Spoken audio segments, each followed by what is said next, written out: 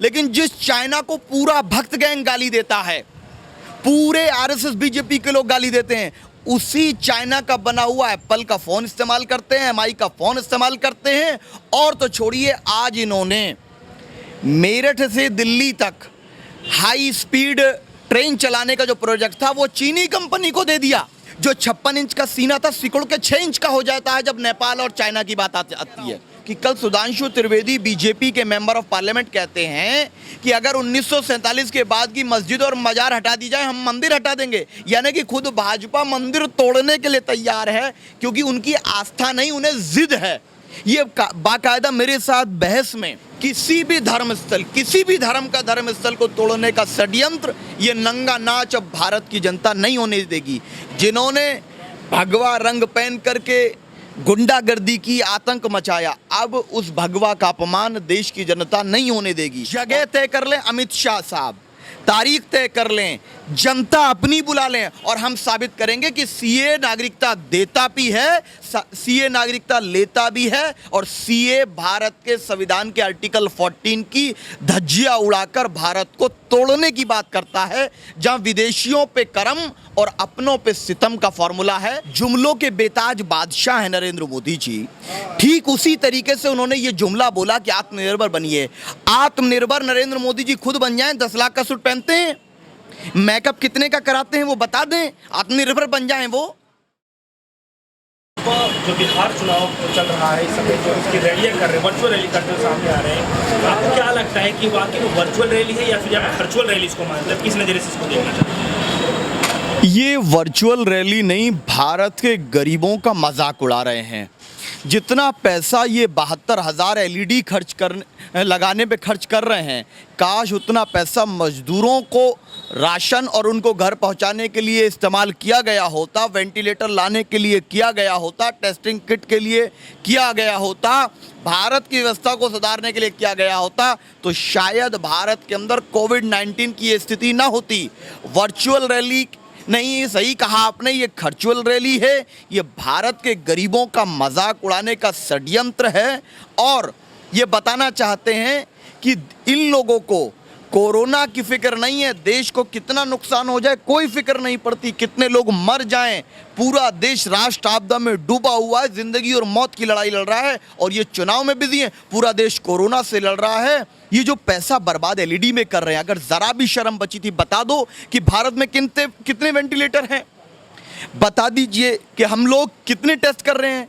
जिस देश की आबादी 30 करोड़ है वो 2.5 करोड़ टेस्ट करता है, और जिस देश की आबादी 138 करोड़ है वहाँ 1 करोड़ भी टेस्ट नहीं होते हैं, और कहते हैं हम बहुत बड़ा तीर मार लिए।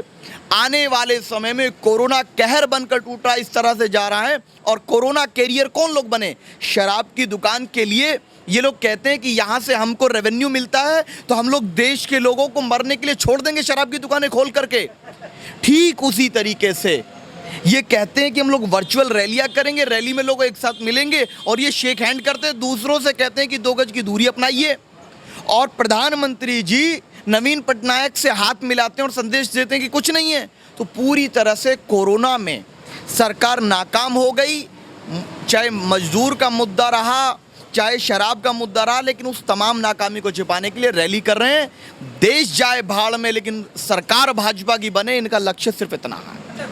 के बाद से देखा ये जा रहा है, अब मुद्दा ये भी उठ रहा है कि काशी मथुरा वाला जो है उस मैटर को उठाने की कोशिश किए जा रहे हैं, और चला भी रहे हैं सर्वोच्च न्यायालय के अंदर में इसकी भूमि में। आपको किस नज़रिए से देखता है, क्या इस महामारी के बीच में ऐसे सारे कार्य करना जरूरी है? कोरोना से हारे, मजदूरों से हारे, काशी मथुरा के नाटक के सहारे, और हम ये बात स्पष्ट कर दें कि 1991 जो एक्ट है प्लेसेस ऑफ वर्शिप, किसी भी धर्मस्थल, किसी भी धर्म का धर्मस्थल को तोड़ने का षड्यंत्र, ये नंगा नाच अब भारत की जनता नहीं होने देगी। जिन्होंने भगवा रंग पहन करके गुंडागर्दी की, आतंक मचाया, अब उस भगवा का अपमान देश की जनता नहीं होने देगी। और कल ये बात मैंने कही तो झल्ला गए थे तमाम टीवी डिबेट्स में लोग, मैं यही इसीलिए कह रहा हूँ कि कल सुधांशु त्रिवेदी बीजेपी के मेंबर ऑफ पार्लियामेंट कहते हैं कि अगर 1947 के बाद की मस्जिद और मजार हटा दी जाए हम मंदिर हटा देंगे। यानी कि खुद भाजपा मंदिर तोड़ने के लिए तैयार है, क्योंकि उनकी आस्था नहीं, उन्हें जिद है। ये बाकायदा मेरे साथ बहस में सुधांशु त्रिवेदी भाजपा के एमपी ने कहा कि 1947 के बाद के मंदिर गिराने तैयार हैं, जबकि धर्म स्थल किसी भी धर्म का हो उसकी रक्षा 1991 एक्ट कहता है कि 1947 में बाद जो धर्म स्थल जिस स्थिति में थे वो वहीं रहेंगे। तो ये षड्यंत्र करके भारत के मजदूर, किसान, गरीबों के मुद्दे को दबाने के लिए षड्यंत्र कर रहे हैं। अच्छा, सीए को लेकर के फिर से वर्चुअल रैली के दौरान अमित शाह गृह मंत्री जो है वो कह रहे हैं कि जो ममता बनर्जी है उनको समझ में आ जाएगा कि जिस तरीके से सामने आ रही हैं, हमारी विरुद्ध खड़ी हो रही हैं, इसका इनको हर्जाना जो भुगतान है वो भुगतना पड़ेगा। इसको आपकी नहीं, भुगतान तो भुगतना पड़ेगा, इसलिए भुगतना पड़ेगा जो भी आवाज़ उठाएगा। जामिया के स्टूडेंटों ने भुगतान भुगता है, जेएनयू के स्टूडेंटों ने भुगतान भुगता है, उत्तर प्रदेश के एक बड़े लीडर समाजवादी पार्टी के भुगतान भुगता है, हम लोगों ने बहुत से भुगतान भुगते हैं, सरकार ने प्रताड़ित किया है। तो इनका काम तो है डरा करके किया जाए, जबकि सीए पूरी तरह अनकॉन्स्टिट्यूशनल है। हमने जब इन्होंने कहा था ना डिबेट के लिए, मैंने कहा था कि हम तैयार हैं डिबेट के लिए। जगह तय कर लें अमित शाह साहब, तारीख तय कर लें, जनता अपनी बुला लें और हम साबित करेंगे कि सीए नागरिकता देता भी है, सीए नागरिकता लेता भी है और सीए भारत के संविधान के आर्टिकल 14 की धज्जियां उड़ाकर भारत को तोड़ने की बात करता है, जहां विदेशियों पे करम और अपनों पे सितम का फॉर्मूला है।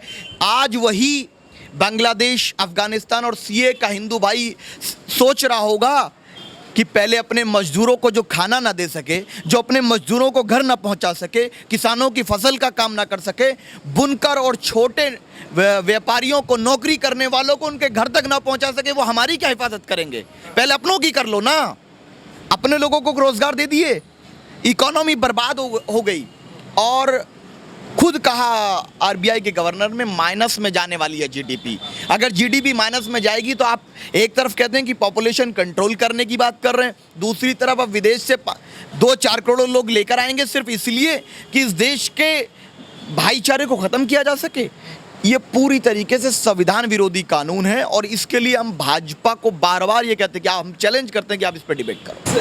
सत्ता में जो अभी चल रहा है, क्या लोगों को बोलने की आज़ादी छीनी जा रही है? किस तरीके से प्रताड़ित किया जा रहा है? आप ये देखिए कि सब लोग क्या क्या नहीं बोले, लेकिन डॉक्टर कफील को इसलिए डाल दिया कि डॉक्टर, एक डॉक्टर का इस्तेमाल जहां दूसरे देश कैदियों को रिहा कर रहे हैं और हम लोग डॉक्टर्स को अंदर डाल रहे हैं। अरे इस कोविड-19 में, इस महामारी में उनका एक इस्तेमाल करना चाहिए था कि हाँ एक डॉक्टर है, अच्छा डॉक्टर है, उन कैसे वो देश की सेवा कर सकें। दूसरी चीज़ जो इम्पोर्टेंट है, इलाहाबाद के एसएसपी ने शिक्षक भर्ती का जो भांडाफोड़ किया, जो घोटाले का, उसको आप वेटिंग में डाल दिए। जो भी घोटाले को कहेगा, चाहे चारा घोटाले की बात हो, और सब चीज़ को आप छुपा दे रहे हैं। 23 करोड़ जनता है और मात्र 7,000 वेंटिलेटर हैं उत्तर प्रदेश के अंदर। ये सच्चाई है। टेस्ट 23 करोड़ की आबादी और अभी तक 3 लाख टेस्ट भी उत्तर प्रदेश में नहीं हुए हैं। मैं तो कहता हूँ मुख्यमंत्री जी से, आपको, उनको बहुत तजुर्बा है नाम बदलने का। हो सकता है वो कोरोना का नाम मोहब्बत रख दें, कोरोना का नाम वैक्सीन रख दें तो प्रॉब्लम खत्म हो जाएगी, और उत्तर प्रदेश का नाम न्यूजीलैंड रख दें तो कोरोना मुक्त हो जाएगा। उनका काम नाम बदलना है, उनका काम सिर्फ और सिर्फ मजदूर गरीबों का अपमान करना है। गाड़ियां बॉर्डर पे खड़ी थी लेकिन उन्होंने इसलिए नहीं घुसने दिया क्योंकि वो विपक्ष के लोगों ने गाड़ी मुहैया कराई थी। ये एक षड्यंत्र है। दिल्ली की चिंता है अमित शाह जी को, होनी चाहिए, लेकिन जिस तरीके से दिल्ली की चिंता की, क्या अमित शाह जी अपने गृह राज्य गुजरात की चिंता करेंगे, जहां सबसे ज़्यादा मौत हमारे गुजराती भाइयों की गुजरात में कोरोना से हो रही है? पूरे देश में सबसे ज़्यादा डेथ रेट वहां का है, लेकिन एक शब्द नहीं बोलेंगे क्योंकि वहां सरकार भाजपा की है। भारतीय जनता पार्टी कोरोना में एकजुट होकर के देश को जो लड़ना चाहिए था उसमें पूरी तरह नाकाम हुई, और सिर्फ पूरी नाकामी पहले तो निजामुद्दीन पे डाली, अब तलाश रहे हैं कि कैसे मुद्दे को भटकाएं। अच्छा, प्रधानमंत्री नरेंद्र मोदी को कंप्लीट करते हुए कह रहे हैं कि आप लोग आत्मनिर्भर बनिए। क्या इस स्थिति में आत्मनिर्भर बनना आपको कितना सही लगता है? क्योंकि लोगों के पास खाने के पैसे नहीं है, जितनी कंपनियां हैं वो सब डूब चुकी हैं। आंकड़ा एक आंकड़े, रजिस्टर आंकड़े के मुताबिक देखा जा रहा है करीब सन 2019 से लेकर सन 2000 के बीच में 6,80,000 के करीब कंपनियां जो बंद हो गई हैं। तो इस समय ऐसी स्थिति में कैसे लोग आत्मनिर्भर बन सकते हैं? नहीं, ये प्रधानमंत्री जी जो मन में आया बोल देते। उन्होंने कहा था बिहार के पिछले चुनाव में कि बिहार को हम 1,25,000 करोड़ देंगे। मैं पूछ रहा हूँ, बता दीजिए कितना दिया, डेटा दे दीजिए। 15 लाख देंगे, बता दीजिए कितने लोगों को मिला। 2 करोड़ नौकरियां हर साल देंगे, बता दीजिए कितने लोग को मिला। तो प्रधानमंत्री जी का तो काम है बोले चले जाना, उन्हें ये नहीं मालूम क्या मतलब है। वो जैसे एक फिल्म का एक्टर का काम है एक्टिंग करना और डायलॉग बोलना, तो प्रधानमंत्री जी बेहतरीन एक्टर और कलाकार हैं जो अच्छी डायलॉग डिलीवरी जानते हैं। उन्हें सच्चाई से कोई मतलब नहीं है। 20 लाख करोड़ में से गरीब को क्या मिला? क्या गरीब के बच्चे की फीस माफ हुई? मुझे बता दीजिए कितनों की हुई। क्या गरीब का बिजली का बिल माफ हुआ? मुझे बता दीजिए क्या फायदा हुआ 20 लाख करोड़ का। ईएमआई लोन जो छोटे कारोबारी का, छोटे नौकरी करने वाले का था, क्या वो माफ हुआ? जब रामदेव जैसी लोगों की कंपनी का लोन माफ हो सकता है, तो भारत के किसान का, मजदूर का, बुनकर का, छात्र का, युवा का लोन माफ क्यों नहीं हो सकता? उसकी बाइक की, गाड़ी की ईएमआई माफ क्यों नहीं हो सकती? तो ये उनका तो काम है एक्टिंग करना। जुमलों के बेताज बादशाह है नरेंद्र मोदी जी। ठीक उसी तरीके से उन्होंने ये जुमला बोला कि आत्मनिर्भर बनिए। आत्मनिर्भर नरेंद्र मोदी जी खुद बन जाएं, 10 लाख का सूट पहनते हैं, मेकअप कितने का कराते हैं वो बता दें, आत्मनिर्भर बन जाएं वो। तो आत्मनिर्भर बनेंगे कैसे कि अभी पूरे देश को कह रहे हैं कि आत्मनिर्भर बनिए, दूसरे देशों का सामान इस्तेमाल ना करिए, लेकिन जिस चाइना को पूरा भक्त गैंग गाली देता है, पूरे आरएसएस बीजेपी के लोग गाली देते हैं, उसी चाइना का बना हुआ एप्पल का फोन इस्तेमाल करते हैं, एमआई का फोन इस्तेमाल करते हैं। और तो छोड़िए, आज इन्होंने मेरठ से दिल्ली तक हाई स्पीड ट्रेन चलाने का जो प्रोजेक्ट था वो चीनी कंपनी को दे दिया। सरकार चाइना की गोद में खेले और जनता इनके सामान का बायकॉट करे, ये अब नहीं चलने वाला। ये नाटकबाजी है कि राजनीतिक फायदे के लिए जो 56 इंच का सीना था सिकुड़ के 6 इंच का हो जाता है जब नेपाल और चाइना की बात आती है। डरते हो क्या चाइना से? डरते हो नेपाल से? जो नेपाल हमसे 1000 गुना छोटा है, वो नेपाल ललकार रहा है इस 56 इंच के सीने को। तो ये अहंकारी सरकार ने देश की बेइज्जती कराने का काम ये लोग कर रहे हैं। क्या लगता है इस बार कुछ बिहार में जिस तरीके से लोग यहाँ से प्रताड़ित होकर के त्राहिमाम को घर गए हुए हैं, शहरों में छारे पड़े हैं, क्या लगता है कि वो इमेज इस बार जनता कुछ पाना चाहिए इस बार? देखिए, भारतीय जनता पार्टी गरीबों का शोषण करके उनको ब्लैकमेल करके वोट लेती है।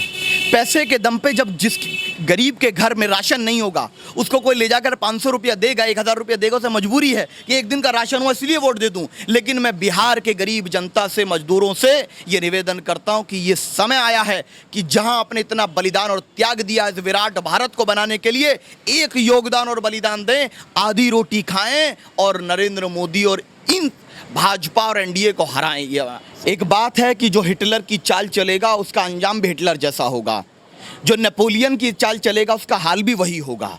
ये देश गांधी का देश है, गोडसे का देश नहीं है। ये मोदी जी के गुरु सावरकर की विचारधारा से देश नहीं चलने वाला, रिजेक्ट कर देगा ये देश। ये देश तिरंगे को अपना झंडा मानता है, कोई और ना। इस देश का मजहब इस्लाम हो सकता है, ना इस देश का धर्म हिंदू हो सकता है। इस देश का एक धर्म है, वो है भारत की मोहब्बत, भारत की एकता और अखंडता, गांधी की विचारधारा, अंबेडकर की विचारधारा, और उसी से ये देश चलेगा। ये निश्चित है कि इस देश की आज़ादी में हर व्यक्ति का लहू बहा है और तमाम के लहू से ये देश आज़ाद हुआ। ये लोग अंग्रेज़ों के चाटुकार कौन थे? इन्हीं लोगों ने अंग्रेज़ों से माफ़ी मांगी थी, उनको ये हीरो मानते हैं। और जिन्होंने अंग्रेज़ों के सामने अपने सर कटा दिए उनको हम हीरो मानते हैं। तो मुझे यकीन है कि देश के अंदर भाईचारा जीतेगा और ये चाइना से डरने वाले हारेंगे, ये नाटकबाजी की दुकान चलाने वाले हारेंगे।